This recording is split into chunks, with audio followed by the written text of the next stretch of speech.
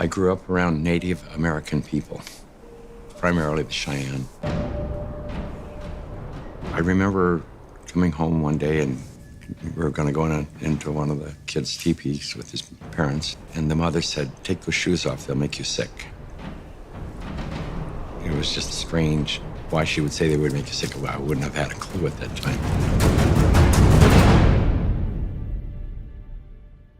In simple terms, grounding is literally putting your bare feet on the ground. When you do that, you're in contact with the Earth, and Mother Earth is endowed with electrons. And these electrons are literally absorbed through your feet.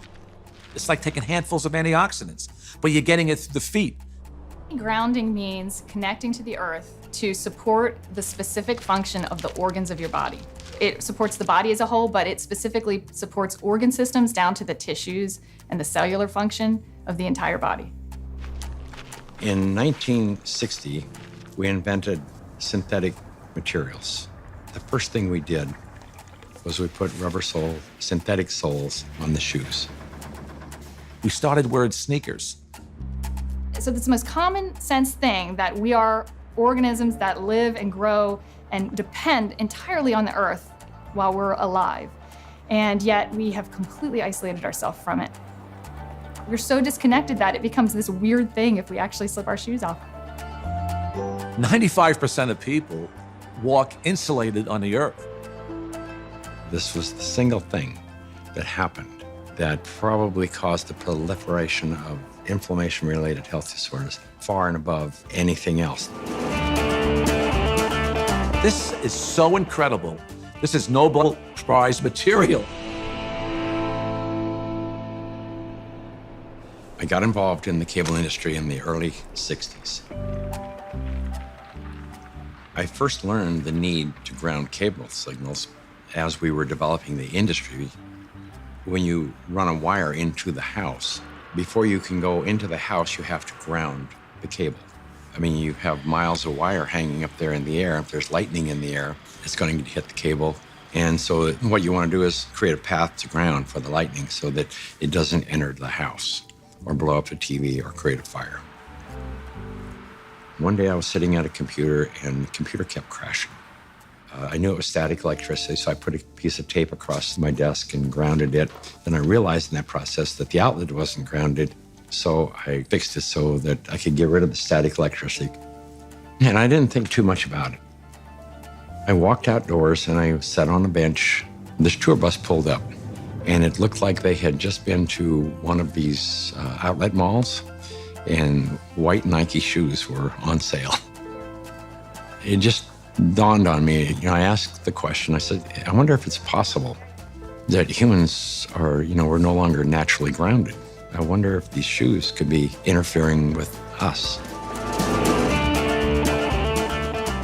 So that night, I went to the hardware store and I bought a roll of metal duct tape. And I just taped it across the bed. I threw a wire out the window and it had a ground rod outside. I connected to the ground rod on one side, connected to the metal duct tape that I had laid on the bed. So when I laid down on the duct tape, I was like grounded because it was connected to the earth.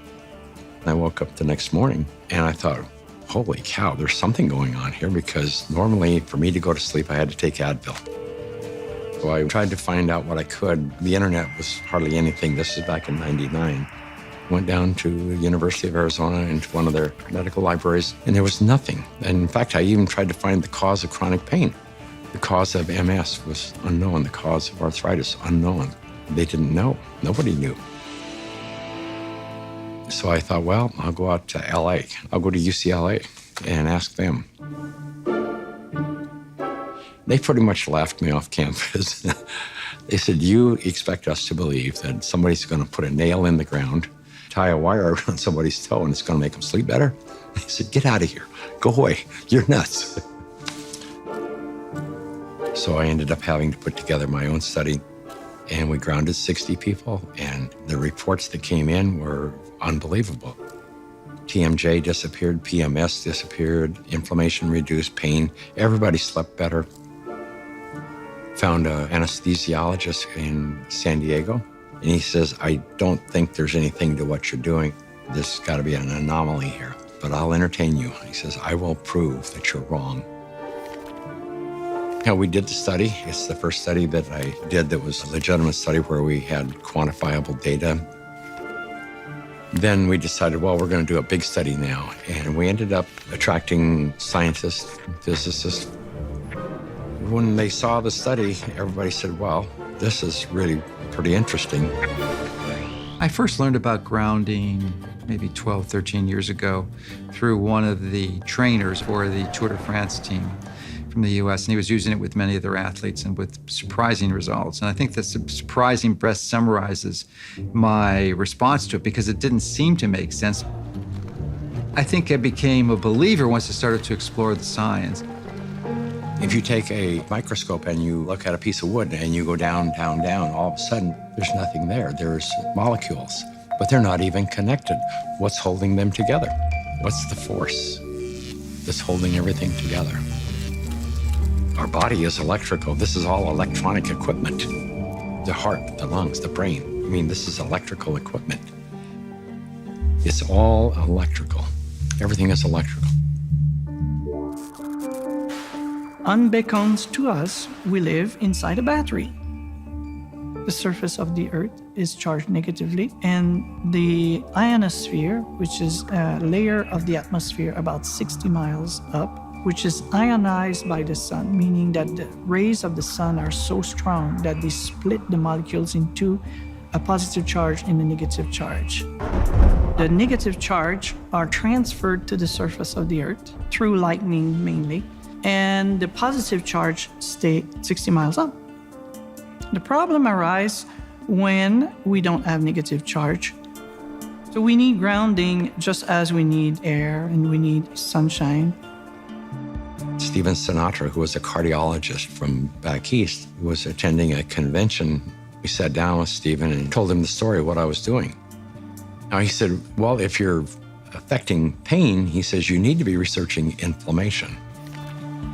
You don't have arthritis, you don't have cancer, you don't have all these health disorders. What you have is chronic inflammation. We have so much inflammation in the body, and it comes out in illnesses. We go to a doctor with all these complaints, but a lot of it is silent inflammation, including my specialty, heart disease. Heart disease is an inflammatory process. So how do we reduce inflammation? Inflammation is produced by neutrophils, which is a white blood cell. You have an injury, you have a damaged cell. And so these white blood cells come over and they encapsulate the damaged cell and they release reactive oxygen species, which rip electrons from the damaged cell, and that destroys the damaged cell. If there's not enough free electrons there to reduce the remaining radicals, they're going to steal an electron from a healthy cell and in the process damage it. Then the message goes out to the immune system and another neutrophil does the same thing, eliminates that cell, and then you end up with a chain reaction. ATP is short for adenosine triphosphate. It's the energy currency of the cell. So we're bioelectrical beings. That's the currency of our body. That's how it works. That's how we run our biological systems, is by generating this electrical energy that's transferred. And when we connect to the Earth through a conductive surface in some way, there's a transfer of electrons that slowly go into our body. In situations where we are insulating ourselves from this surplus of electrons into our body, we're going to get the absolute opposite. So instead of having low levels of inflammation and a thin blood, we'll have thick blood that's more likely to clot, and our levels of inflammation tend to increase. You could take anybody who has chronic pain. It doesn't matter who they are, it doesn't matter what's wrong, and ground them, and you're going to have a significant reduction in pain. You're going to stop the oxidation or the inflamed portion. That stops almost immediately. Then the body can heal and return to normal. And healing generally is improved by 60, 70%. If inflammation is the cause of all these health disorders, then I know that not grounding is the cause of inflammation, because if the body is grounded, you can't have inflammation. Can we measure the effects reproducibly? The answer to that is yes. We now have 20 studies. There's 21 published studies in the medical literature on earthing and grounding. And this is peer review stuff.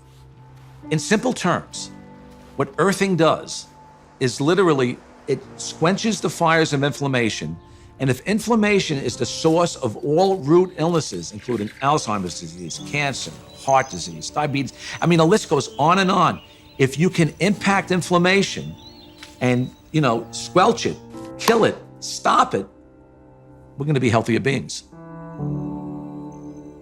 The good thing about grounding is that you don't need a doctor to tell you to do it. You do not need a physician to recommend it to you. You can try this anytime. It is your birthright because you live on the earth. I ground every day. Hey, I want to be connected to the earth as much as I can. I would say about 95% of the day I am grounded because I believe it's just a no-brainer. Go outdoors, take your shoes off, stand barefoot on the earth, or sit on the earth, put your feet and your hands on the earth, and you will instantly notice the pain and inflammation begin to drain from your body. I got my life back is probably the most common refrain that I hear.